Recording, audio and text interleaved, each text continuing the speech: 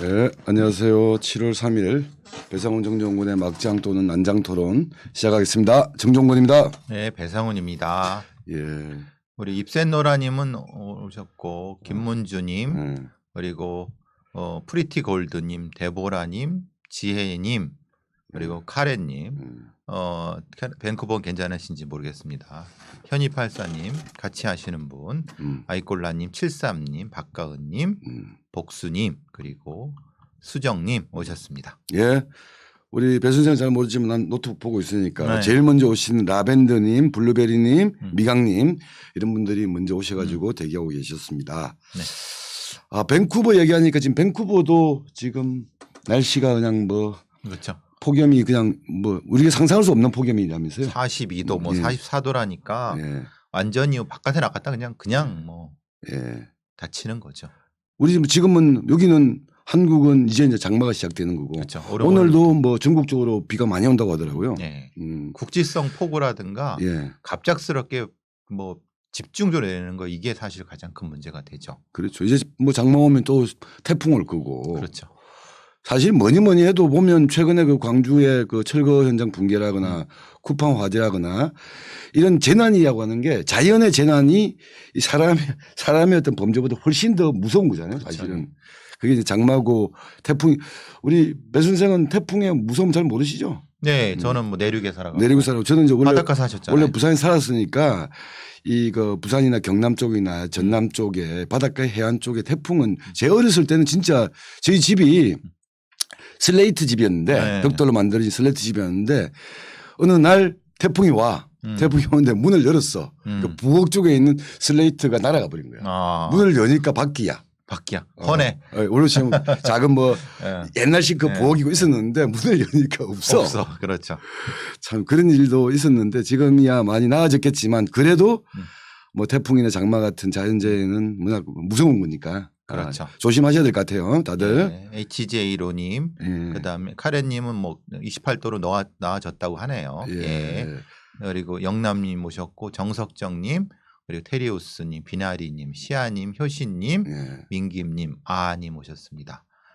아니 그리고 저기 미국 쪽은 아예 그 LA나 이쪽은 산불이 워낙 구조적으로 나는데 그거는 어떤 사람들의 실수 이것도 있지만 자연 발화되는 경우도 많다면서요. 자연 발화되는 경우도 있고 방화도 있고요. 그러니까 이제 캘리포니아가 산불이 많은 거는 뭐 아시다시피 지금 그 미대륙의 서부 쪽에 열돔 현상이 반복되고 있지만은 그래서 이제 워낙 건조한 상태에서 그냥 자연 발화되는데 미국 FBI나 LA 경찰에서 주목하는 것은 자연 발화도 자연 발화인데 사람들이 이 그 연쇄 방화를 하는 심리가 생긴대요. 그러니까 이게 말하자면 불이 나는 것 자체에 대한 특별한 어떤 심리적 이유 때문에 아예 불을 질러버린대요. 이게 질러버리면은 뭔가 그걸 통해서 얻으려 하는 어떤 정신적 만족감이 있는 사람들이 아예 거기를 가서 캘리포니아의 그 지역에 가서 불을 지르는 거예요. 그러니까 그 이전에 이미 많은 산불이 난 걸 보고 각성이 된 사람들이 가서.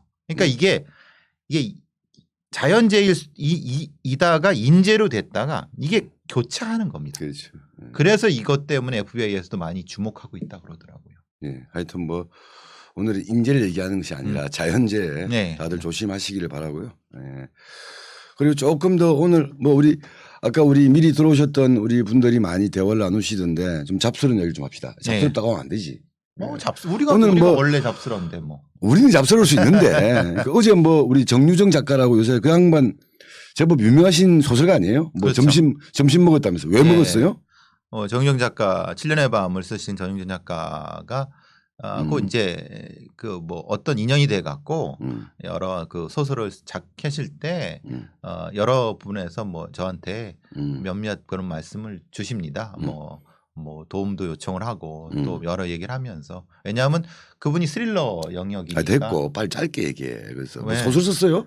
정유정 작가가? 네, 완전한 행복이라고 하는. 그 소설에 우리 배 선생이 조금 뭐 좀 자문도 하고, 뭐 그냥 조언도 해주고. 그래서 뭐 점심 같이 했고, 다음 작품 구상하고 계신다 그러고. 뭐 저도 좀 작품을 구상할 때는 그럼 좀 도움을 주세요. 뭐 도움을 주세요, 도움을. 돈을 주시는. 우리 사이는 그런 사이는 아니잖아. 우리 사이가 무슨 그런 사이? 우리 사이가 그런 사이지. 예. 하여튼 뭐 정유정 작가의 최근 소설이 아마 그 모티브가 그 고유정 사건이라면서요. 근데 이제 딱히 고유정 사건을 했는데 이제 고유정 사건이 가장 대표적인 거죠. 근데 이거는 이제 이 그 뭐죠 뉴키즈에서도 말씀하신 거래요. 저 유재석 씨의 그 뉴키즈에서도 비슷한 데서 뭐 여러 가지 아이디어를 얻었다고 그러시는데 근데 그 아이디어를 얻은 것과 그 사건을 그대로 하는 건 다른 거죠. 그렇죠. 왜냐하면 그 픽션이기 때문에 그래서 뭐 오해하시지 않으셨으면 좋겠지만은 실제로는 고유정 사건 비슷한 사건들 많습니다. 그래서 그런 것들을 모아서 자신의 픽션 작품을 만들어낸 거라서 딱히 고유정 사건을 가지고 다이렉트를 했다고는 아닌데 근데 이제 소설가들한테 소재 중에 중요한 소재 중에 중요한 소재 중에 하나였겠죠. 그래서 이제 하는데 어쨌든 우리 사회가 이제 여러 관련된 가족 관련된 비극들이라든가 아니면 이런 심리 스릴러 많이 있으니까 좋아하시는 분 읽어보셔도 재밌어요. 우리 배 선생이야 뭐죠? 책 이름이 뭐지? 만들어진 범죄인가? 뭐야? 무슨 소리? 배 선생이 냈던 책. 아 저요? 예. 저는 뭐 아까 누가 진짜 범인인가. 그러니까 그런 책들을 쓰는데 우리 배 선생은 이 소설가적인 자질은 없으니까. 근데 이제 어제 정유정 작가가 이제 여러 얘기 하시는데 소설을 제가 이제 저도 소설을 생각하고 있습니다. 막 웃으시다. 나도 웃겠어. 그래서 왜 나도 좀 쓰고 싶어. 그래서 자, 잡스러운 이야기를 그만하겠습니다. 예, 새싹님, 별나라님, 그리고 박고은님, 그리고 린다님 모셨고요. 수연 어머님은 계속 계시고, 아이미미님, 김보미님 모셨고요. 보미님은 자주 오시는 분이고요. 오리님도 오셨고, 라일락님 모셨습니다. 참 보면 우리 셋이 마셔 이렇게 꼬박꼬박 이렇게. 불러드려야죠. 좀 훌륭한 자세라고 생각하는 겁니다. 그럼요. 자, 소설 얘기하는 김에. 제가 몸담고 있는 레디앙에서도 연재했었던 정치 소설이 있는데 김민수 전이라고 이 전자책으로 출판한 게 있는데 그것도 한번 좀 관심 좀 가져주시기 부탁드리고. 뭐 자서전 아닌가요? 아니래. 저도 약간 그 소재 중에 한 명이죠. 김민수 전입니다. 아마 지금 교보에 그 전자책 분야에서는 상위권이죠. 탑이라고 해야 되나요? 상위권이라고 하시죠. 카프카님 아까 보니까 누구야? 어떤 분도 저기 소설 쓰시는 분이라고 하시네요. 어쨌든 아까 뭐 현희님이 6만 자 썼다고 하시는 것 같은데. 현희님이 부산. 잠깐 부산 분이신군요. 저는 기억하죠. 그렇군요. 그러니까 이제 저도 알고 있는데 싫어하실까봐 말씀 안 드립니다. 자, 그만해. 자, 그만하시고. 지영님, 그리고 자, 오늘 주제는 한 두 가지 정도로 좀 다뤄볼 생각입니다. 오늘은 사건 사고 중심이니까 하나가 이제 그 검찰의 피의자 신문 조서죠.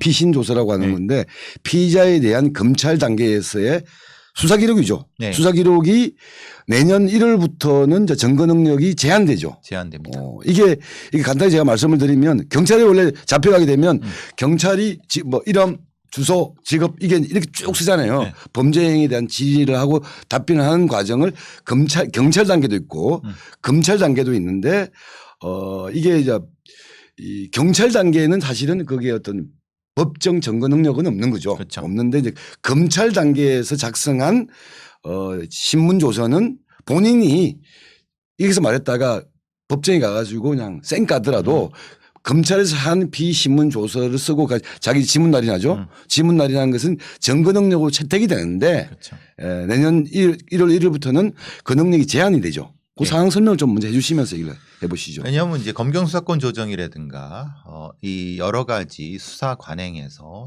형사소송법상 수사 관행에서 가장 혁신적이고 혁명적인 변화라고 하는 것 중에 하나입니다. 왜냐하면 이전에 많이 보셨겠지만 우리 이춘재 사건도 포함해서 여러 그 조작, 고문, 의문사 이런 거 많이 보셨는데 이것이 가능하게 된 게 왜 그러냐면은 수사기관에서 어떤 방식으로든 자백을 받아냅니다. 그 자백을 받아낸 다음에 지장을 찍게 만듭니다. 그럼 그것을 지장을 찍게 만들면은 그거 자체가 증거 능력이 생기는 겁니다. 왜냐하면 그게 수사기관이 경찰이 있고 검찰이 있다고 하지만 실제로 예전에는 검찰이 갑이지 갑. 경찰을 지휘를 했고 또 반대의 경우는 경찰이 수사한 거를 검사 단계에서 검토하거나 뭐 바꾸거나 그러지 않습니다. 전혀 그냥 다이렉트로 그대로 합니다. 그리고 보통의 건 검사가 내용 읽지도 않습니다. 읽어도 사실은 대부분은 밑에 있는 계장이라든가 이런 사람들이 있고 대부분 수사를 그 사람들이 합니다. 이거는 뭐 관행상 이쪽을 아는 사람들은 대부분 압니다. 그리고 특별하게 어떤 중요한 사건 같은 경우는 검사들이 하지만은 왜냐하면 검사들이 사건의 담당 건수가 워낙 많기 때문에 일일이 확인 못 합니다. 그러니까 뭐냐면 이전에는 경찰 수사관들이 뭐 두들겨 패서 자백을 받든 뭐해든 어떻게 했든 받은 거를 수사 기록 일체를 검찰에 넘기면 검사들이 뭔가 검토할 것 같지만 검토하지 않고 그냥 그대로 기소를 하면은 판사들이 그 기록을 증거로 받아들이다는 겁니다. 근데 사실은 그렇게 하면 안 되는 게 왜냐하면 이게 진짜 고문에 의한 건지 강압에 의한 건지 별건 수사에 의한 건지 이게 당신이 진짜 이 진술한 것이 맞소라는 것을 확인을 해야죠. 근데 우리의 형사사법상에서는 확인을 할 필요가 없어요. 왜냐하면 그 자체 지장 찍는 즉시 그게 증거가 돼버리는 겁니다. 법정에서 부인을 한다 하더라도 오히려 부인하면은 괘씸죄가 적용됩니다. 너 검사한테 이런 얘기 했는데 지금 여기서 왜 엎어치기해? 너 나쁜 놈이네. 나쁜 놈이네. 그래서 이렇게 되는 경우가 이전에 80년대, 90년대, 2000년대 사실 지금도 거의 뭐 별 다를 바 없지만은 지금은 좀 달라졌지만은 이게 그대로 다이렉트로 경찰 수사가 판사까지도 옮겨가는 가장 핵심 정의가 지금 그러니까 이 얘기입니다. 컨트롤 X, 컨트롤 V 해가지고 경찰께 검찰로 가고 검찰께 이제 법정에 제출된다는 거죠. 그런데 박가은님이 그럼 피의자 신문 조선 증거 능력 검경 다 없는 거냐고 하는데 없는 게 아니고 제한된다는 거고요. 제한되는 거죠. 검찰에서 작성한 피의자 신문 요소에 대해서 피의자가 법정에서 부인을 하지 않을 경우에는 증거 능력이 있는 거고 법정에서 나 저거 그때 이러저러한 조건 때문에 어쩔 수 없이 한 건데 동의하지 않습니다 라고 말하면 증거 능력이 없다는 거죠. 근데 예전 같은 경우도 이렇습니다. 예전에 판사가 자기가 봐서 검찰에서 아무리 그 지장 찍고 그런 피신이 작성됐다 하더라도 자기가 보기에 이것은 고문을 당했거나 뭔가 이상했을 것 같다라고 하면은 그 사람을 다시 불러갖고 할 수 있습니다. 그러니까 그건 판사가 법에 있다 하더라도 다시 할 수 있었는데도 불구하고 판사들이 형사사건에서는 대부분 그렇게 안 했습니다. 그리고 안 해도 왜냐하면 법에 이렇게 있었기 때문에 그냥 넘어갔고 근데 지금 같은 경우 그러니까 이제 바뀌는 법은 그 자체가 자동으로 증거 능력이 있는 게 아니다. 그러니까 와서 지금도 마찬가지면 어떻게 했냐면 여러 그 수사기관에서 취득한 증거라는 것이 있습니다. DNA라든가 지문이라든가 아니면 또 저기 뭐라나 참고인의 증인들의 어떤 진술 기록들을 어떤 그 재판 기일 잡을 때 첫 번째에 증거에 대한 걸 확인을 합니다. 그래서 피고 측 검사 측이 이 증거를 제시를 했는데 당신 동의합니까 부동의합니까? 라고부터 합니다. 물론 이제 제2인부 절차가 먼저이지만은 그러면 그거를 어떤 증거는 제가 동의합니다. 그럼 그거는 그대로 가는 거고 아닙니다. 이건 동의하지 않습니다. 왜냐하면 이건 검찰이 무리한 겁니다. 아니면 뭐가 이렇게 합니다라고 하면은 그거 다 부동의하면은 검사가 받은 부동의한 그 증거라든가 이런 거는 그것을 증거를 분석했던 사람을 일일이 데려고 와서 예를 국가수 입증해야 되는 거죠. 국가수 분석관이라든가 아니면 프로파일러든가 아니면 수사관들을 일일이 데리고 와서 거기에 대해서 묻고 답하고 그것이 합리적이라고 할 때는 판사가 판단하는 거고요. 예. 마찬가지입니다. 그 어떤 사람이 자백을 했는데 피고인이 자백을 했는데 이것은 자기가 부인하게 되면 똑같이 피고인을 데려다가 묻게 되는 이 상황이 되는 겁니다. 근데 여기서 이제 기계적으로 그러느냐는 다른 거 뭐냐면 문제는 이런 거죠. 그러면 지금 임종원 같이 예를 들면은 지금 사법농단에서 저기 그 차장이었던 법원행정 차장이었던 사람이 사법농단으로 재판받는데 이 사람들이 법을 너무 잘하니까 자신이 했던 모든 증거를 다 부동의해 버려 갖고 재판 기간이 6개월 1년 계속 늘어집니다. 그러니까 분명히 그렇게 할 수도 있습니다. 그런데 그렇게 되면은 이 판사가 일종의 저 사람은 실제로 말을 2번 하는 사람이구나. 수사기관에서 여기서 그러니까 일종의 부정적인 생각을 가질 수 있죠. 그래서 보통의 경우는 변호사들이 아주 명확한 것까지 부동의하지 않습니다.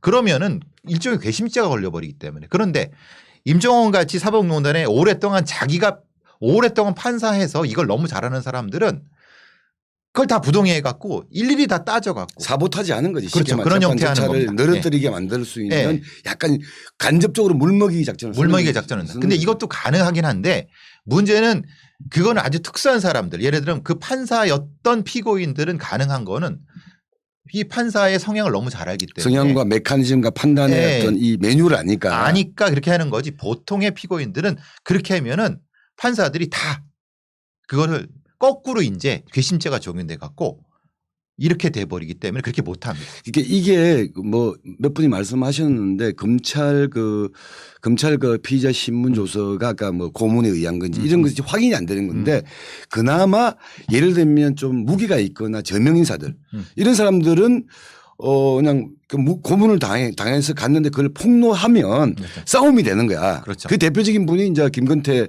돌아가신 그렇죠. 김건태 전 의원 같은 경우는 남영동 대공분실에서 이근환이한테 완전 정기 고문을 당하고 사실 그 정기 고문 당했던 그 흔적이 뭐였냐면 발가락에 있는 그 딱지. 그렇죠. 딱지를 증거로 제출하면서 이 검찰의 피의자 신문 조서는 고문에 의한 거다. 그렇죠. 내 의지가 아니다. 이렇게 싸움이 되는데 이제 이거는 그나마 인지도가 있고. 그렇죠. 그러니까 중요하신 분들이니까 이게 판사도 그냥 못 넘기는 건데 그렇죠. 수많은 일반 민초들 우리 일반 그 서민들 같은 경우는 검찰 단계에서 조인트를 까였는지 압박을 당했는지 이건 별로 중요한 게 아니야 그냥. 그렇죠. 그냥 인정이 되는 거거든요. 그렇죠. 그리고 또 거꾸로 이 검찰 단계에서 묵비를 할 수 있느냐 묵비권을 행사할 수 있느냐 쉽지 않습니다. 그렇죠. 왜냐하면 묵비권을 행사한 그 결과도 재판정에 가게 되면 불리하게 작용하거든요. 그렇죠. 왜냐하면 찔리는 게 있는 거구나. 감춘다라고 하는 거죠. 그러니까 이제 여러 가지 면에서 제도적인 것에 대한 이 양면이 존재하는 겁니다. 그러니까 많은 분들이 그런 얘기를 하죠. 아니 그러면 묵비권 행사하고 진술거부권 행사하면 되지 않느냐라고 하지만은 수사하는 사람이라든가 검사들은 괘씸죄. 아 그래? 그러면 내가 딴 건으로 걸어버리지라고 해서 실제로 검사들은 딴 건으로 걸어서 그 부분을 진술거부권을 행사하지 거의 못하게 만들어버릴 수가 있고 또 하나는 반대의 경우도 존재합니다.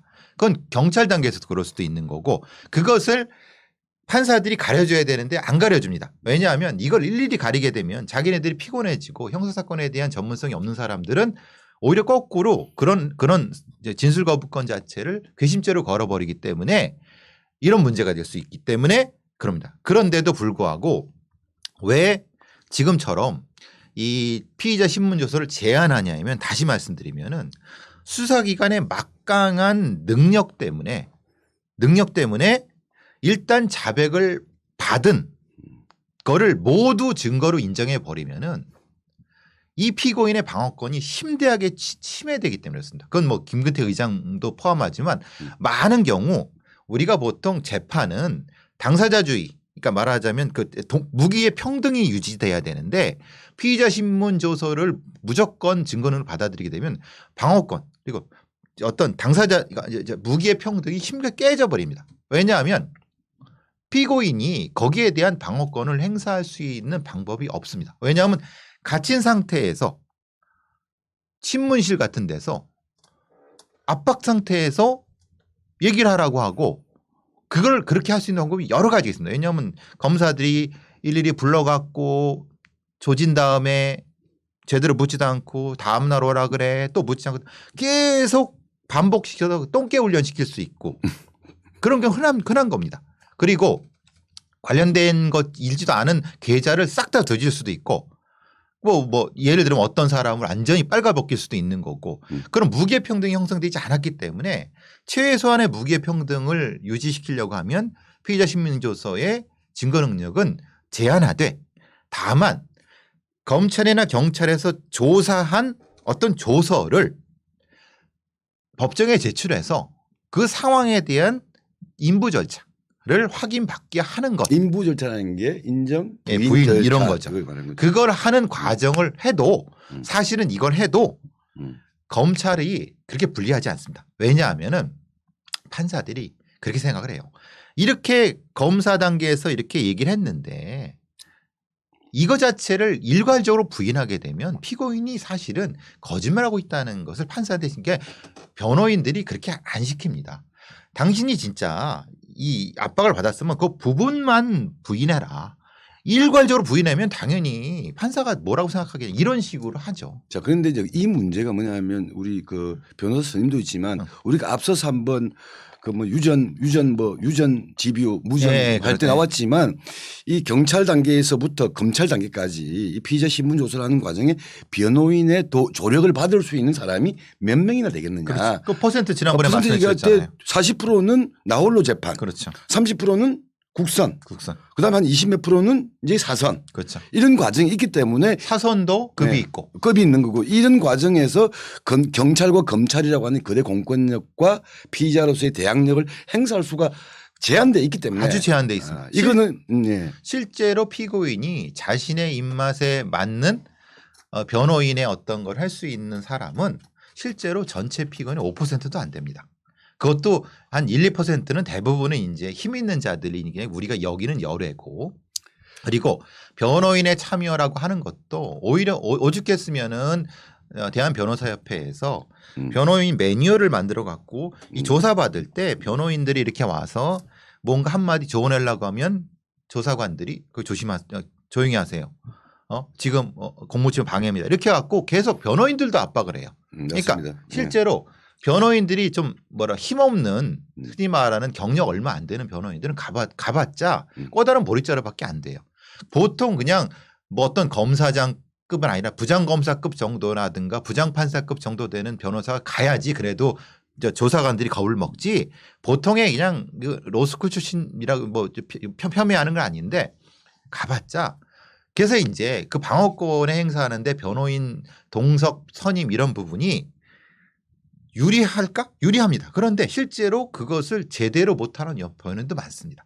그게 이제 변호인의 등급의 문제이죠. 돈의 문제, 변호비의 문제이고 그러니까 전체적으로 왜 피의자 신문조서를 제한해야 되는가에 대한 겁니다. 그러면 이렇게 말씀하실 수도 있어요. 그러면 지금 검찰 쪽이나 경찰 쪽에서 성범죄 사건이라든가 아니면 많은 사건에서 오히려 피해자가 불리할 수 있다. 왜냐하면 피해자가 나오지 않아도 돼야 될 재판정에 나와야 되는 거 아니냐. 그들의 논리는 뭐냐면 피해자를 대신해서 그렇죠. 이 피의자 예를 들면 용의자를 조지고 죄를 자백을 받고 하는 과정들을 검사가 대신 했는데 그렇죠. 이거 자체가 그러니까 무시돼 버리면 다시 그 피해자 다시 불러서 너 이 사람한테 피해를 당한 거 맞냐라고 하는 과정들을 다시 반복해야 되고 그런 과정에서 또 위축되기도 하고 그렇죠. 이런 거 아니냐라고 이제 검찰은 얘기하는데 했는데 거기에는 함정이 있습니다. 왜냐하면 우리의 성범죄나 이런 범죄에서 피해자에 대한 보호 조치가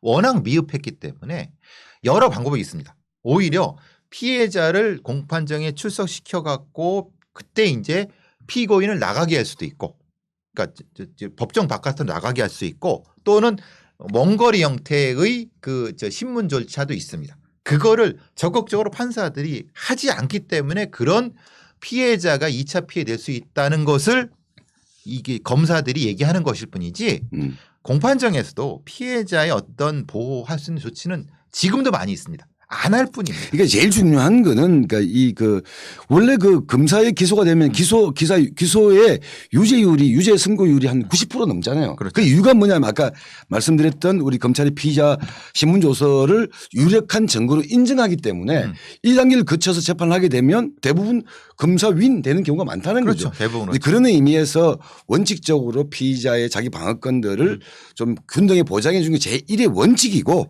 다만 그 과정을 거치게 되면 따르게 되는 약간의 그러니까 부작용이나 불편함들 그러니까 아까 얘기했던 뭐 재판 기간이 늘어진다거나 그렇죠.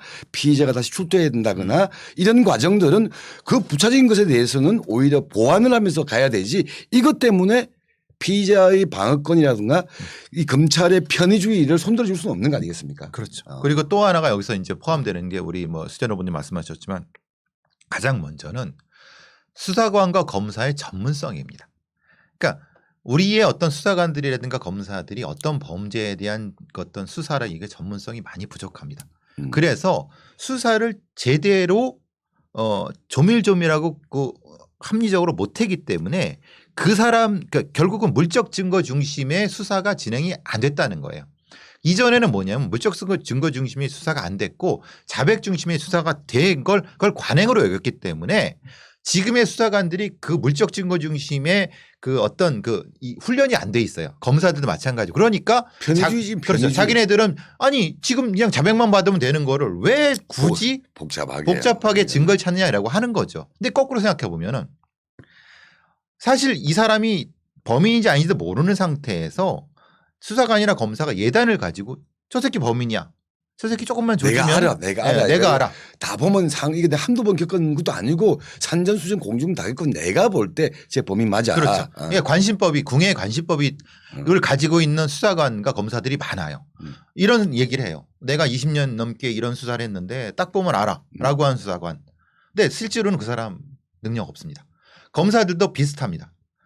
그러니까 물론 그중에서도 상당히 뛰어난 수사관과 검사들도 많이 있습니다만은 많은 경우는 그런 사람들 그렇게 자신하지 않습니다. 오히려 유능한 사람들은 겸손합니다. 근데 엉뚱한 인간들이 외상호는 겸손하지 않네. 겸손하지 않죠. 저는 허풍이 많죠. 그러니까 이제 그런 형태이기 때문에 네. 증거 중심의 물적 증거 중심의 수사와 기소가 되는 것이 기본이고 그것을 보완하는 게 자백 그다음에 자백의 플리바게닝 이렇게 넘어가는데 우리는 거꾸로 됐기 때문에 이걸 정상화시키려는 방법 중에 하나로서 피신의 제한을 하려고 하는 거고 그러기 위해서는 전문적인 수사관 전문적인 검사 그리고 그것을 이해할 수 있는 전문적인 형사 전문 판사가 필요하다는 겁니다. 그것이 세계가 안 되면은 실제로 피의자 신문조서를 제한한다고 해도 현실에서는 검사들이 쓸 수 있는 야료들이 워낙 많습니다. 그나마 최소한의 원칙이다. 그런데도 불구하고 검사나 수사관들이 지금 일종의 딴지를 거는 겁니다. 왜냐하면 너무 힘들어진다. 피해자 2차 피해한다. 근데 사실 그건 말 같지도 않은 소리입니다. 왜냐하면 실제로 지들이 피해자들 얼마나 위했는지 실제의 재판정에 가보면은 검사들 그렇게 생각하지 않습니다. 그래서 사실 이런 거를 우리가 사법제도를 바꾸고 공정한 무기의 평등을 가질 수 있게끔 피고인도 방어권을 가지고 그렇지만은 엄격한 정의가 실현될 수 있게끔 하는 것은 이것이 시작점이다라고 보는 거죠. 아니 우리 열을 내서 말씀하셨는데 죄송한데 잘 안 들리고 우리 몇 분이 제가 배 선생한테 약간 겸손하지 않다라고 얘기하니까 바로 이게 블로킹하고 이게 그렇죠. 옹호를 해주신 분이 많이 계시네요. 예.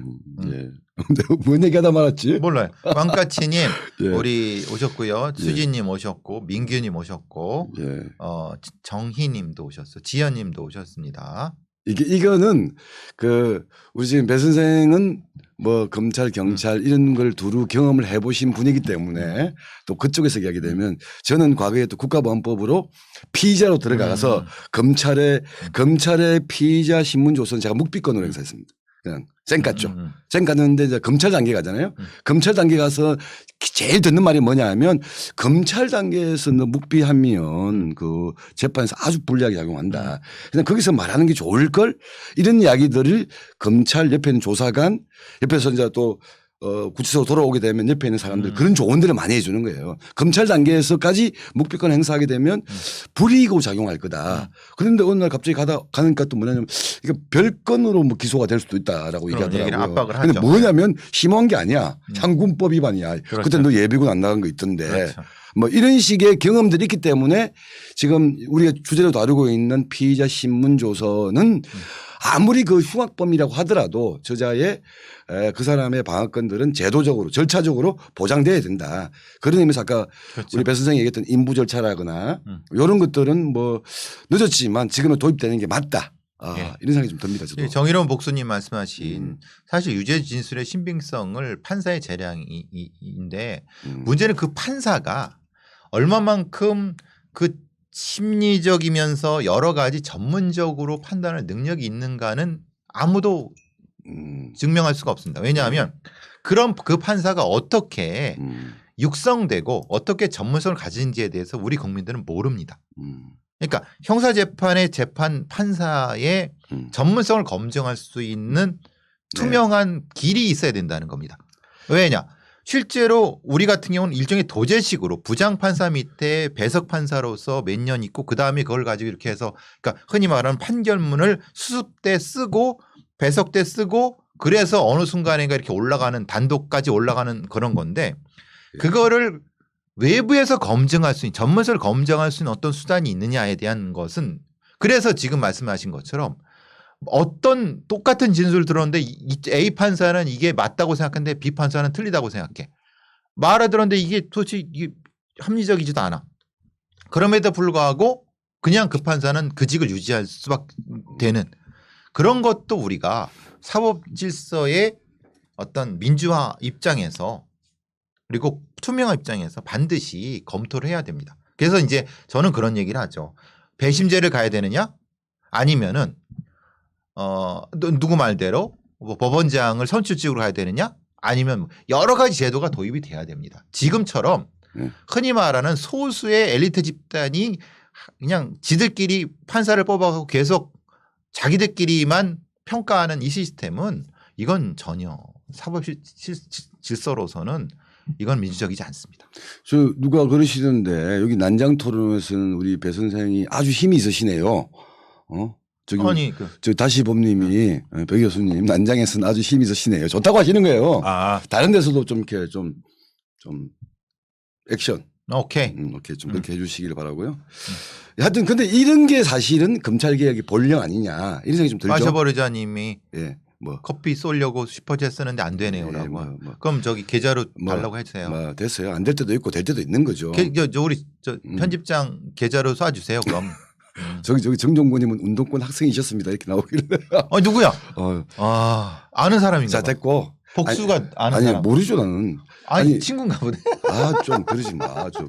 하여튼 이런 이 검찰 개혁이 사실 이러한 제도적 절차들을 그전에는 그냥 우리 검찰 나쁘다고 얘기하는 게 아니라 그게 중요한 게 아니고 검찰의 편의주의 검찰이라는 권력들이 그냥 프리패스할 수 있도록 만들어졌던 이런 제도적 절차를 바꾸어 나가고 피의자나 일반 시민들의 어떤 권리를 보장하는 식으로 바꾸어 나가는 게 사실은 검찰개혁의 핵심 아니겠습니까? 그렇죠.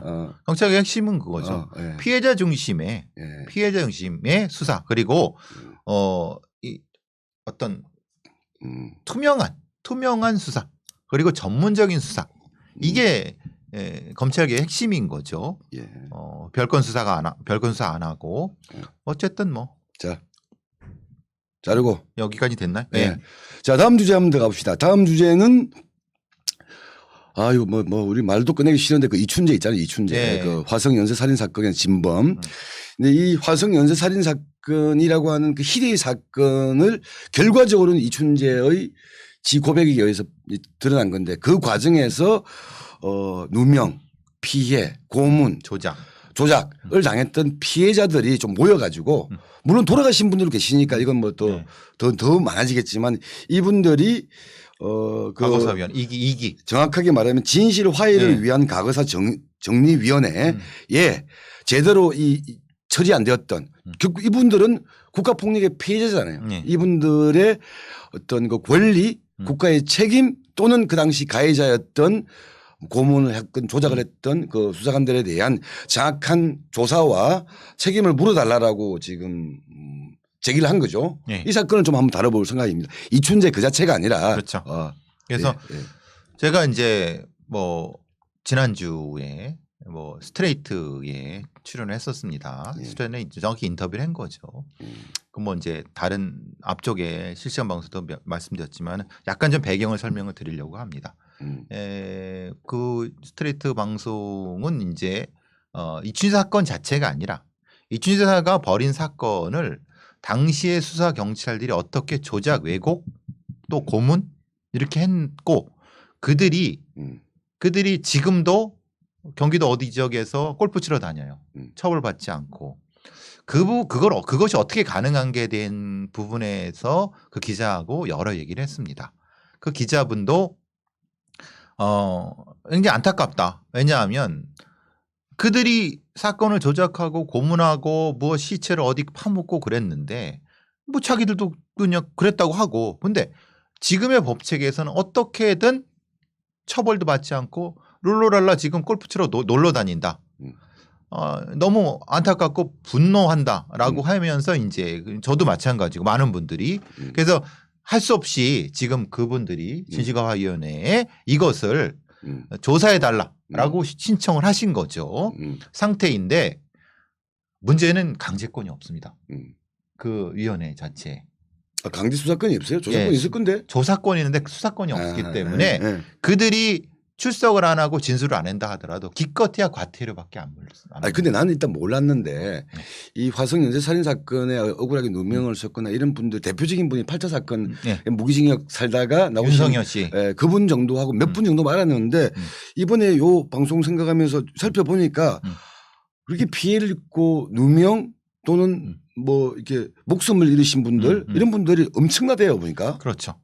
거기서 뭐 눈에 띄는 것만 4명, 5명 뭐 그러니까 가서 두들겨 맞고 정신병원에 갔다가 자살하고 또 후유증 때문에 돌아가시고 뭐 암 걸려 돌아가시고 이런 분들이 뭐 뛰어내려서 또 뭐 그렇죠. 하고 자신하고 하고 그래서 그렇게 된 분들이 많고 끌려갔다가 뭐 일단 두들겨 맞고 고문당한 사람들이 최소한 몇십 명은 되는 거고. 그게 깜짝 놀랐던 게 그게 87년 우리 한국 현대사의 분기점이었던 박종철 고문치사 사건 물고문시켜 죽은 거 아니에요.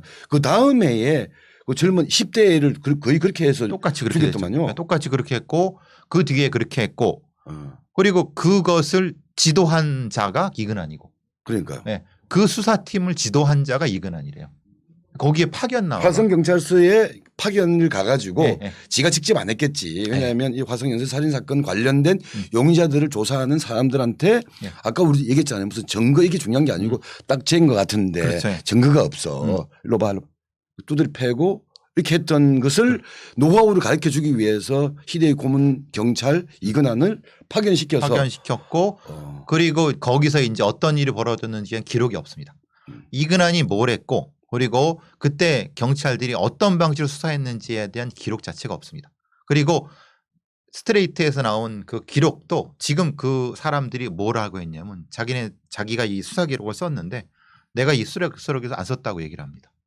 그리고 결제한 애들도 계장 뭐 이런 애들도 자기가 안 했다고 합니다. 근데 문제는 그것을 강제로 너 왜 이렇게 써라고 할 수가 없는 공소시효가 지났다는 거예요. 그리고 지금 제가 말씀드리려고 했는데 GAK 님이 재수사 형사 한 명이 자살했다고 하는데 사실 그것 때문에 이제 또 약간 좀 논란이 있었던 겁니다. 재수사하는 형사가 얼마나 뭐 때문에 왜 모텔에서 재수사를 당하는 사람이 아니고 재수사를 한 형사가 왜 자살을 해? 라고 해서 굉장히 그것도 논란이 될 수 있는 건이거든요. 어쨌든 그러니까 이제 상태는 그런 겁니다. 가능하냐? 왜 근데 그들이 수사가 안 될까? 그러니까 분명히 그 사람들은 전직 경찰입니다. 근데 전직 경찰의 중간 간부급들인데 당시에 나왔던 얘기들도 그런 겁니다. 중간 간부가 이것을 은폐할 수가 있느냐? 그건 불가능하다. 왜냐하면 경찰 시스템이라는 것은 그렇죠. 당시 90년대, 2000년대 초반 90년대면은 군대보다 더 심한 조직이에요.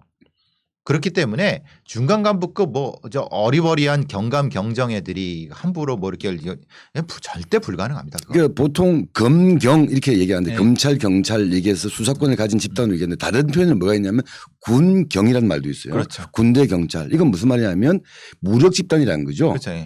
총을 가지고 있거나 어쨌든 그에 준하는 무력. 국가가 위임한 무력을 가지고 있는 집단이기 때문에 그런 위계질서하거나 계급 사회의 성격들은 아주 강하죠. 지금은 많이 나아졌다고 하지만 지금도 여전히 말이 많은데 이게 30년 전으로 돌아가게 되면 뭐. 그렇죠.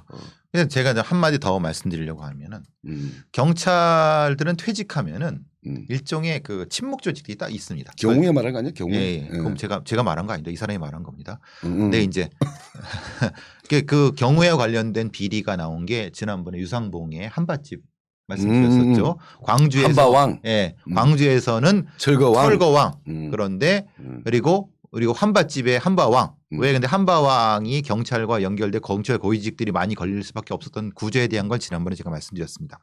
왜냐하면 걔네들이 그 공사하는데 그러니까 어떤 공사장에서 먹을 걸 대주고 그래서 그것을 뒤를 봐주는 깡패들과 연결돼 갖고 뭐 이렇게 해서 근데 거기에 이제 식료품 조달에는 뭐 술 조달하고 이런 것들이 당연히 연결이 될 수밖에 없습니다. 그러니까 그 연결된 지점이 바로 그런 친목 조직과 관련성이 있을 수 있다라고 하는 것이 바로 한밭집 비리에서 나타나는 겁니다. 예전에 조폭들은 어떤 장사를 했습니까? 두 가지 장사를 했죠. 물장사, 여자장사를 했습니다. 조폭들이. 또 도박도 했죠. 네, 도박도 했죠. 근데 빠진 거 이런 거. 빠진 건데 그거는 사실은 아주 그 전국 조직들이 했던 거고 물장사, 술장사, 그러니까 물장사, 여자장사는 지역 조직들이 다 했던 겁니다. 근데 빠진 거는 사실은 이제 좀 아주 제한적인 건 했지만 그래도 했죠. 그런 어떤 구조라는 것 자체가 지방 조직의 지방의 권력에서는 지금 말씀드린 그런 친목 조직과 연결될 수밖에 없습니다. 왜냐하면은 당연히 어떤 그 이 지방의 건물을 짓거나 그럴 때 경비 아니면 물품 조달 그리고 민원 들어오면 당연히 거기에는 뭐 파출소 이런 데 관련된 여러 가지 부분들이 연결이 될 수밖에 없습니다. 그러면 당연히 이권과 관련돼 갖고 누가 조정해 주는 사람이 필요하고 그게 바로 이제 우리가 말하는 한바왕 누구누구 뭐 이런 형태가 되는 거죠. 왜 이런 말씀드리냐면 퇴직 경찰들이 일부지만 어떻게 먹고 사느냐. 그들이 어떤 뭐 협회 같은 데에 간부가 되고 뭐 어떤 사람들의 뒤를 봐주고 그래서 정기적으로 비리 때문에 이제 잡혀 들어가고 여러분 신문 그 빅카인지 같은 데 검색하면 그게 쭉 나옵니다. 그러니까 제가 이 말씀 드리는 거예요. 그러냐면은 이춘재 사건에서 그 증거를 조작해서 아직도 떵떵거리고 있는 걔를 누군가는 당연히 비호할 수밖에 없는 겁니다. 비호했을 것이고. 그러니까 그거는 조작했던 경찰 혼자만의 문제가 아니라 걔와 걔 뒤에 있을 수 있는 연결되는 뿌리를 잘라내지 않으면은 진실과화위원회에서 아무리 걔를 불러다가 뭘 해도 실제로는 나오는 게 없을 거라는 겁니다. 오늘은 사실 그 얘기를 하고 싶었습니다. 우리 많은 시민들이 이춘재 사건만을 생각하시죠. 이춘재 사건의 사건 조작 부분 분명히 그걸 하는데 실제로는 그럴 배경 토양부터 뿌리를 캐내지 않고는 경찰 개혁이라는 건 사실은 되지 않는다는 거예요. 그러니까 경찰 개혁 얘기하니까 좀 뭐 톤이 약한 것 같은데 예를 들면 이춘재는 희대의 연쇄 살인 범죄자잖아요. 근데 그 이면에는 뭐냐면 지금 우리가 생각했던 것보다 더욱 심한 국가폭력이라는 또 하나의 폭력이 있다는 거 아니에요. 그렇죠. 예, 그렇죠. 그러니까 우리 앞에서도 그런 얘기 했잖아요. 무슨 재난사고 중에서도 사람이 만든 재난도 크지만 자연이 주는 이 재난 장마나 태풍 한번 가게 되면 사람의 피해 규모가 작은 게 아니잖아요. 엄청 크잖아요. 그렇죠. 마찬가지로 폭력이나 여러 가지 범죄 중에서도 흉악범 물론 잡아서 조져야 되지. 그런데 국가라고 하는 또는 정부라고 하는 또는 공적 기구 자체가 오히려 어떤 범죄 조직의 역할을 하게 된다고 한다면 그렇죠. 그거는 이 나라는 유지될 수 없는 거죠. 그래서 그게 이제 그게 실제로 이제 이춘재 사건이나 화성 연쇄살 사건 뭐 표현을 이춘재 연쇄살인을 하는데 그 사건들을 조작하고 그 사건들을 은폐했던 사람들의 배경에 누가 있는가를 파야 된다는 겁니다. 그래야지만이 우리가 연쇄살인 사건을 연쇄 조작 사건으로 만들었던 사람들의 민낯을 우리가 볼 수 있는 거지 지금 같은 형태로는 사실은 불가능합니다. 어차피 거기 지금 골프 치러 다니는 그놈은 절대 입을 안 열 거고 입을 열게 만들 수 있는 거는 결국은 그 비리 구조라든가 이것을 유지시켜주던 그걸 뿌리 깊게 파봐야 된다는 거예요. 실제로 이춘재 사건의 재수사를 담당했던 사람들이 하나 죽었다고 했잖아요. 자살했다고 하잖아요. 그럼 얼마나 많은 압박을 받았겠습니까? 생각을 해보세요. 재수사를 했던 사람이 그 경위입니다. 경위가 모텔에서 자살을 했어요. 얼마나 심리적 압박을 받았겠습니까? 생각해보세요. 네가 우리 조직을 다 말아먹으려고 하냐? 뭐 이런 실제로는 거겠지. 그런 거죠. 네. 그러니까 사실은 그 사건 자체는 그러니까 그 사람이 자살한 건 그냥 자살로 처리했습니다. 근데 그 자살이 배경이 된 것이 뭔가를 사실은 추적해 들어가야 되는 거고요. 실제로 이 이춘희 사건의 9차 사건을 조작했고 8차 사건을 그렇게 엉망으로 만들었고 그럼 그 이전의 사건 많은 것도 했었던 어떤 것들이 있을 건데 거기에 대해서는 경기 남부경찰청의 수사관들이나 이런 애들이 전혀 손을 못 댔습니다. 근데 저는 그랬다고 생각하잖아요. 분명히 어느 선까지는 들어갔을 거라고 생각합니다. 근데 거기서 잘렸겠죠. 거기서 아마도 하지 말라고 압박을 받았을 수 있을 겁니다. 그렇기 때문에 지금의 수사 보고도 되게 개판입니다. 경기남부청에서 재수사한 또 다 그냥 본인이 진술하지 않으니까 수사 못함. 다 똑같습니다. 그러니까 우리가 저번에도 몇 번 다뤘는데 미국의 경찰 구조 우리 뭐 CSI나 뭐 크리미널 마인드 이런 데 보게 되면 나오는 저는 특징적인 것 중 하나가 검찰이나 FBI 내에 감찰 부서 있잖아요. 그렇죠. 완전히 별개고 서로 원수 같더라고 보니까. 그렇죠. 일반 경찰들은 쟤들을 거의 저 새끼들 저 뭐 그렇죠. 우리 조직 말아먹으려고 하는 거의 적으로 취급하는 것 같고 그러니까 그럴 정도의 강한 진짜 그렇죠. 우리를 죽이려고 하는 놈들로 인식할 정도의 강도 높은 어떤 집단이다. 그런데 우리는 그게 아니잖아요. 뭐 지금 우리 저 공군 여중사 사건 보게 되면 군사 경찰이 그냥 뭐 같이 손잡고 이제 보면 오히려 덮어버리는 건데 그런 것들부터가 이제 문제를 풀어나가는 아까 뭐 방법이 뭐냐고 물으시니까 방법은 뭐 한 방이 있겠습니까? 한 방이 은 없겠지만 제일 첫 걸음 중에 하나가 그런 것 같다. 그렇죠. 외부 감시 체계 그리고 내부의 감찰 두 가지가 같이 들어간다 제가 계속 말씀드렸던 것이 우리의 경찰의 감찰은 그거는 사실 감찰이라고 볼 수 없습니다. 그냥 같이 놀고 먹는 겁니다. 왜냐하면 어떤 감찰의 보고 체계가 그냥 지휘관한테 들어갑니다. 아니 그 지휘관한테 자기의 부하의 어떤 잘못된 점을 감찰하라고 했는데 그 지휘관한테 바로 보고나면 그게 무슨 감찰입니까? 당연히 그 지휘관은 내 새끼가 아무리 흠이 있어도 건들지 말라고 하겠죠. 그러면은 감찰이란 건 그 지휘관의 바깥에 있어야 된다는 거죠. 군사경찰도 마찬가지고 군사법원도 마찬가지입니다. 지휘권의 바깥에 있어야 되는 건데. 근데 철저하게 그 밑에 있는데 뭐. 그 밑에 있고. 경찰도 마찬가지예요. 경찰은 똑같습니다. 경찰도 역시 그 감찰이 똑같이 들어갑니다. 그러니까 감찰이 될 수가 없는 거예요. 지들이 그냥 같은 어떤 밥그릇을 공유하고 있는 자들과 똑같습니다. 그러니까 그런 방식으로 감찰 시스템을 외부로 뽑아야 되는 것이 먼저고 또 하나는 외부 감실 같은 경우는 국회의 그 일상 행정감사 같은 경우라든가 이런 거를 실제로 해야 됩니다. 아무리 국회가 개판이어도 국회는 그래도 국민의 눈치를 볼 수밖에 없습니다. 그러니까 실제로 미국 같은 경우는 FBI나 CIA 같은 경우나 이런 경우도 국회에서 실제로 감시를 하게 됩니다. 예산권을 가지고 적어도 그런 정도의 어떤 것을 해야 돼요. 우리는 철저하게 그 행정부가 보호되어 있습니다. 특히 검찰이나 경찰 같은 경우가 이 국회로부터 보호가 돼 갖고 무엇인가 국회에서 뭔가를 요구하고 그러면 다 발라버립니다. 정보 안 주고 발라버리기 때문에 드러날 수도 없고 하지 못합니다.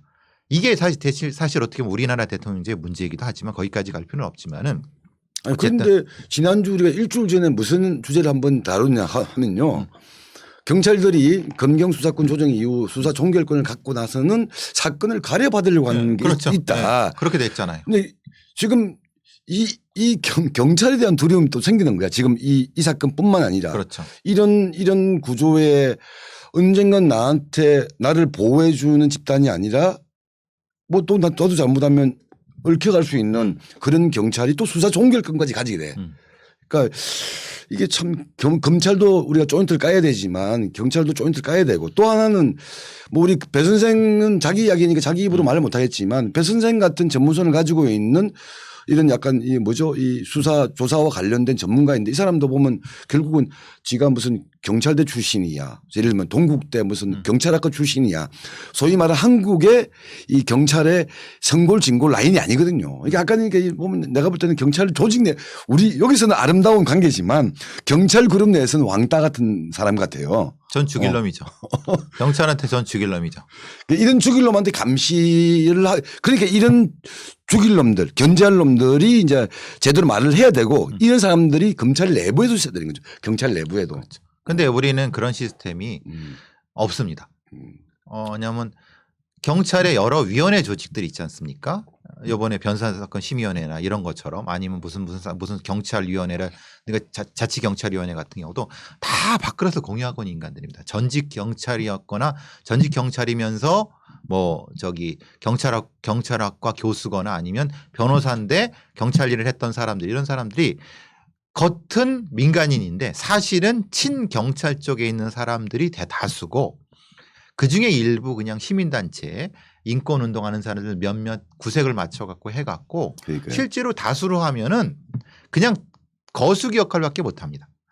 지금의 시스템이 그렇습니다. 그래서 경찰 개혁이 안 되고 있는 게 무서운 건 아까 우리 편집장이 말한 거지만은 경찰이 무서운 게 수사 종결권을 갖게 되면서 그 사람들이 어떤 수사를 했는지에 대한 것이 공개가 되지 않고 있어요. 공개가 되지 않고 있고 그냥 사건을 가려봤거나 아니면은 사건 처리를 했는데 그 사건 처리를 최종 결론만 통보해 주는 형태가 되기 때문에 이 사람들을 견제할 방법이 지금 없는 거예요. 경찰의 이 수사 권력을. 이제 이전에는 뭐 이게 검찰이 그래도 좀 형식적이나마 아주 형식적이나마 수사지휘권을 가지고 있었다고 해서 했는데 지금은 그 수사지휘권을 경찰의 상층부 애들이 가지고 있어요. 근데 경찰의 상층부를 어떻게 믿어요? 경찰의 엘리트들이 경찰 엘리트들 테크노크라트들이 꽉 장악하고 있는 경찰의 상층부인데 걔들이 뭘 해쳐먹고 있는지 모르잖아요. 생각해 보세요. 이춘 사건의 사건도 저렇게 엉망으로 만들어서 다 감추고 있는데 아무런 조치도 취하지 않은 놈들이 경찰 지휘부에 있단 말이에요. 그러면 사건을 조작해서 엉망으로 만들지 않으리라는 보장이 어디 있어요? 지금의 사건도. 그게 가장 답답하고 황당한 상황입니다. 그러니까 이 검찰, 경찰, 뭐 군대까지 마찬가지죠. 막강한 이 권한을 가지고 있는 이런 기구에 대해서는 검찰이 잘못했다고 경찰이 맞는 것도 아니고 경찰이 잘못했다고 검찰이 맞는 것도 아니고 이 권력 기구에 대한 견제 시스템을 내부에 또는 외부에 어떻게 만들 것인가를 고민해야 되는 거죠. 그렇죠. 이승만은 경찰을 가지고 국민들 두드려 잡았고 그렇죠. 전두환 박정희는 검찰을 가지고 또 두드려 잡았고 지금은 서로 또 견제하면서 서로 나쁜 짓 하고 있는 거고 이런 오히려 더 무서운 거는 뭐냐면 검찰이 스스로 권력화되려고 하고 있고 했었죠. 지금 하고 있죠. 그리고 경찰이 또 스스로 권력화되려고 하는 겁니다. 이전에는 어떤 권력자의 주구 노릇을 했었는데 이제는 스스로 권력화되려고 하는 거. 그걸 사실은 견제해야 되는데 그게 어렵다는 거죠. 이제 이런 거를 제대로 못하면 진짜 성실하고 헌신적으로 일하고 있는 수많은 무명의 경찰관들, 무명의 검사들 이런 사람들의 명예까지도 다 한 방에 날아가는 거기 때문에 원래 그렇잖아요. 무슨 뭐 물에다가 뭐 독곡물이 1%만 들어가도 그 밥은 못 쓰는 게 되듯이 그 그렇죠. 음식물은 못 쓰게 되듯이 그걸 정확하게 제어를 해야 되는 것이죠. 모두가 다 썩었다고 얘기하는 게 아니니까 우리가. 그렇죠. 예. 어쨌든 자, 우리 이제 점심시간으로 다가가고 있으니까 마지막 하나만 더 합시다. 하나만 더 합시다. 지금 왜냐하면 지금 또 희대의 사건이 생긴 게 아니야. 그 뭐 이상한 뭐 수산업장가 무슨 3대3 농구협회 뭐 회장이라는 사람이 결국 이 사람의 로비 리스트에 로비에 걸려서 다 지금 이 드러난 게 현직 부장검사. 그렇죠. 현직 총경 경찰서장. 예. 그다음에 우리나라에서 제일 잘 나간다고는 언론사. 조선이죠. 조선일보. 조선에 이제 뭐 2명이죠. 앵커, 조선 앵커도 있고. TV조선의 앵커하고 또 하나는 조선 출신으로 윤석열으로 갔다가 논설위원. 이런 사람들이 다 지금 이제 드러났는데 막 빵 웃기는 사람들이잖아. 부장검사에 그렇죠. 경찰서장에 한가닥 하는 사람들. 언론사에 뭐 앵커에 이런 사람들이 뭐 지가 한국에서 제일 똑똑하다고 막 자부하는 상위 1% 중 한 놈들일 거 아니야. 근데 그걸 다 당한 거 아니야 지금. 그걸 사기당한. 그 뭐 정치인 이름 얘기해도 되나요? 언론에 공개된 거. 보니까 뭐 김무성. 네, 김무성 형님도. 김무성이 아니고 김무성의 형. 김무성 의원의 형입니다. 네, 형이 달렸는데 이게 그 사기꾼이 그 흔히 말하는 사기꾼도 급이 있는 게 사기꾼도 이제 좀 뭐라거나 뭐 크게 범털처럼 해먹은 애가 아니라 이제 지금 그 사기꾼 놈이 되게 황당한 거는 그냥 별거 아닌 사기꾼인 거예요. 그러니까 별거 아니다. 이걸 좀 애매한 게 이게 이제 사기꾼들도 급이 있는 게 자잘한 사기를 치다가 빵에 들어가면은 이 같은 방에 이렇게 삥 둘러앉아서 겸상을 못 합니다. 왜냐하면 가봤어요 빵에. 아니 뭐 저는 그런 애들 많이 가봤잖아. 조사해 봐니까 그래도 좀 급이 있는 애들은 그 몇 년씩 받은 급이 있는 애들은 저쪽에서 이제 그 겸상을 못하고 여기서 찌그러져 있는데 이제 너 뭐 했냐 이렇게 하면 이제 불러 올립니다. 해갖고 얘기하라 그러면 아 형님들 막 이렇게 아부하는데 얘들이 이제 좀 범털들이라든가 아니면 좀 힘이 좀 있는 애들이 자기가 어떻게 사기했는지에 대한 거를 하는 무용담을 얘기해 줍니다. 그러면 이런 놈들이 듣고 아 저는 이렇게 했는데 아 제가 잘못했죠. 그러면 얘들이 아 이 새끼가 그렇게 하면 안 되지. 이거 가르쳐 줍니다. 이렇게 해서 이렇게 해야지. 엮을 때 크게 엮어야지. 막 합니다. 그러면 어떻게 돈을 발라야지. 그럼 얘가 이제 아 감사합니다 형님. 그리고 출소한 후에 왜냐면 얘가 먼저 출소해요. 왜냐면 얘 형기가 작기 때문에 출소를 해요. 한 다음에 많은 생각을 하고 또 깜빵 동기들을 또 규합을 해갖고 잘 짭니다. 해서 하는데 그 놈이 지금 그 놈인 거예요. 그러니까 애초에 이 놈은 실제로는 아닌 거예요. 큰 놈이 아닌데 공부를 너무 많이 해갖고 학교에서 공부를 너무 많이 해갖고 교도소에서 그래서 가장 먼저 잡아야 될 놈을 한 거예요. 가장 먼저 누굴 잡느냐? 정치인의 가장 약한 아픈 손가락을 잡는 거예요.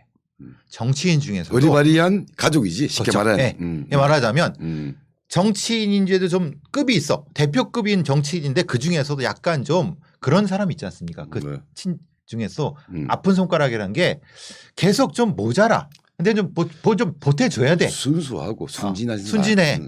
그런데 귀가 얇아. 또 사회생활의 경험이 좀 약해. 약한 그래서 그 사람들이랑 술을 같이 먹고 뭐 흔히 말하는 그 여자 나오는 술집도 데려가고 이렇게 해갖고 서서히 접근해 들어가. 그래서 돈을 바르고 그 가족이 타겟이 아니니까. 그렇죠. 그 가족을 거쳐서 정치인 하고 안면을 트는 거니까. 안면을 트는데 왜냐하면 근데 그 김무성 같은 사람도 이게 빠꿈이니까 아 이 새끼가 저기 사기꾼이라는 걸 압니다. 그러니까 상대하지 마라고 하니까 그러면은 김무성의 보좌관이라는 사람들을 또 포섭을 합니다.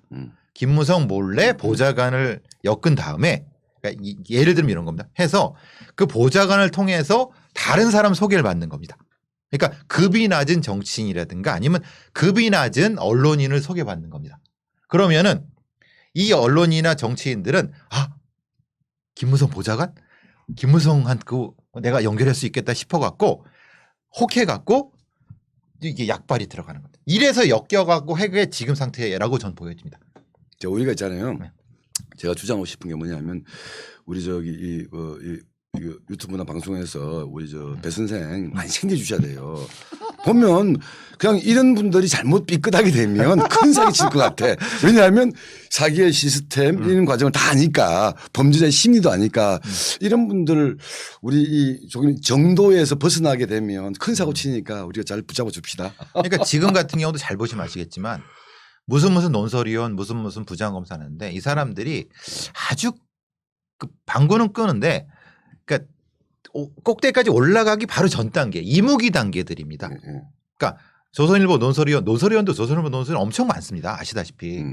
그리고 앵커도 많습니다. 근데 얘들이 성골이 아니에요. 그냥 육두품에서 진골 사이인 거예요. 지금 부장검사에도 핵심적으로 끝발이 좋은 애는 아니에요. 남부지검에 있었지만. 그리고 총경도 얘가 그쪽면 돌던 애들. 그러니까 요런 애를 잡은 것 같고 그러니까 얘들도 지들도 이제 야망이 있었던 거지. 아 얘를 잡으면 자기도 올라갈 생각을 하는 거지. 정체 상태인 거야. 자기 위에도 불안한 거야. 그런 형태. 요런 사람들이 사기의 타겟입니다. 이게 사기라는 것이 아주 지능이고 머리가 좋아야 됩니다. 그러니까 이 수산업자, 마리 수산업자지 얘가 먹인 애가 뭐 연예인부터 시작해서 많다고 합니다. 이거 명함도 엄청나게 많대요. 그러니까 걔들이 사실 다 먹은 건데 물론 대가성이 없다고 주장하겠죠. 근데 그러니까 이게 한 방에 다 걸려 들어간 건데 결국은 이런 사기들이 이쪽 집안에서는 흔한 거죠. 호가호위 하려고. 저는 제가 잘 모르는 세상 이야기를 너무 잘 아시니까. 그렇죠. 예. 저는 잘 몰라요 사기꾼. 보통 그런 사람들이 있는 방을 경제방이라고 하죠. 그 경제방에서 경제방, 뭐 절도방, 그렇죠. 뭐 강력방 따로 있는데 경제방에는 급이 예를 들어 한 뭐 몇천억 사기치는 사람부터 소소하게 이제 그렇죠. 뭐 치다가 들어온 애들 만나서 서로 배움을 주고받죠. 아주 큰 그리고 가르침. 네트워크도 만들고. 그렇죠. 가르침을 받고 또 이제 거기서 이제 빵 나온 다음에 자기들끼리 또 이 작은 조직을 만들어 갖고 하다가 또 지들끼리 배신하고 또 들어갔다 나오고. 그래서 한 번 사기꾼은 한 10번까지는 계속 그러니까 사기칩니다. 센 놈도 아닌데 센 사기꾼도 아닌 이런 약간 중급 이하의 사기꾼에게 한국의 3대 권력, 그렇죠. 언론 검찰, 권력, 경찰, 언론. 그렇죠. 그것도 낮은 급이 아니야. 평검사가 아닌 부장검사. 그냥 경찰관 중하위직이 아니라 서장. 언론도 조선에 방귀 끼는 놈들. 그렇죠. 놀아놨다는 거죠. 이거 보면 참. 이게 내부자들의 이게 이걸 뭐죠? 외전입니다. 내부자들은 힘 있는 자들이고 요번 거는 내부자가 되려고 하는 놈들의 아류입니다. 요게 이무기판이죠. 용판이 아니라 이무기판이죠. 그러니까 더 비극입니다. 우리 수진님이 영화 얘기 뿐인데 현실 얘기입니다. 이게 참 웃긴 거죠. 저희는 픽션 얘기하지 않습니다. 논픽션만 얘기합니다. 그러니까요. 근데 이 김무성은 무슨 또 뒤통수를 맞은 거야. 자기가 아니라 자기 형 관련된 거. 저는 지금 배 선생 이야기가 별로 귀에도 안 들어와요.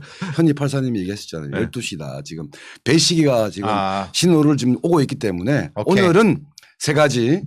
첫 번째가 뭐였죠? 검찰 피의자 신문 조사라고 하는 것이 이제는 내년 1월 1일부터는 그 인정 부인이라고 하는 인부 조차를 통해서 그냥 자동빵 증거가 안 된다. 이거는 어쨌든 피의자의 인권 의미에서는 진전이다. 그렇죠. 그러나 또한 일정한 불편함 이것들은 어떻게 보충할 것인에 대한 여러 가지 방안들도 고민했으면 좋겠다. 그렇죠. 이겼고 두 번째는 이제 화성 연쇄 살인 사건의 흉악범 이춘재만 쳐다보는 동안에 이 과정에서 경찰이라고 하는 국가 권력에 의한 피해들이 엄청나게 양산될 수밖에 없는 이 구조, 이 시스템을 어떻게 바꿔 나갈 것인가. 이런데 예를 들면 경찰의 비판적인 경찰 전문가 배상훈 같은 사람들의 역할들이 있다. 다른 데서 없으면 여기서라도 열심히 떠들자. 오케이. 세 번째 어떻게 개천에서 욕 낳는가. 개천에서 놀던 잡 사기꾼들이 나름대로 큰 사기를 쳤는가에 대한 이야기를 좀 나눠봤습니다. 자, 오늘은 7월 3일 이제 장마가 시작되는 시점이니까 다 조심하시고 마지막 인사를 나누시고 쭉 이름 부르시면서 저는 가서 마침표 복수님 다시범님 감사합니다. 그리고 또 뭐주 용채님 감사하고요. 현옥님 오셨고 이지연님 그리고 퐁당님도 오셨었고 수진님 명희님 안녕 오늘 감사합니다. 안녕. 10,000명 구독 부탁드려요. 10,000명으로 가는 길에 꼭 함께 해주시기